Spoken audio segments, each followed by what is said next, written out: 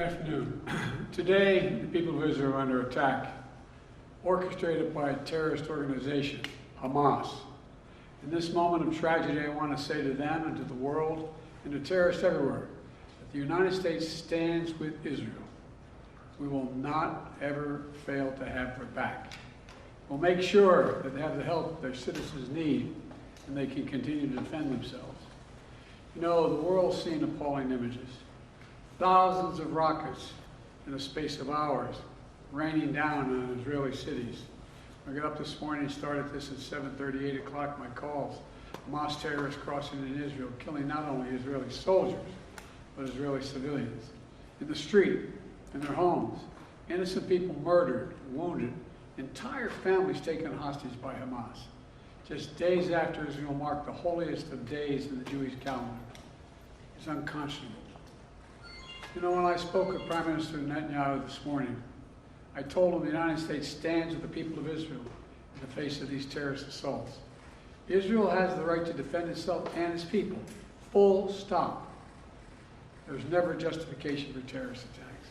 And my administration's support for Israel's security is rock solid and unwavering. Let me say this as clearly as I can. This is not a moment for any party hostile to Israel to exploit these attacks to seek advantage.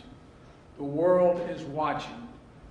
I've also been in contact with the King of Jordan, spoken with members of Congress, directed my national security team to engage with their Israeli counterparts, military to military, intelligence to intelligence, diplomat to diplomat, to make sure Israel has what it needs.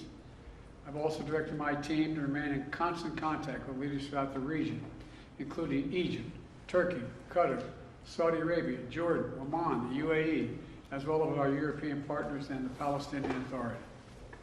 It's also a terrible tragedy on a human level. It's hurting innocent people. Seeing the lives that have been broken by this, the families torn apart, it's heartbreaking. And Jill and I are praying for those families who've been impacted by this violence. We grieve with those who've lost their loved ones, lost a piece of their soul. We have hope for swift recovery for many who have been wounded. We're going to remain in close touch with Prime Minister. I personally am going to remain in close contact with Prime Minister Netanyahu as this situation continues to develop. And let there be no mistake, the United States stands with the state of Israel, just as we have from the moment the United States became the first nation to recognize Israel 11 minutes after its founding 75 years ago. Thank you very much.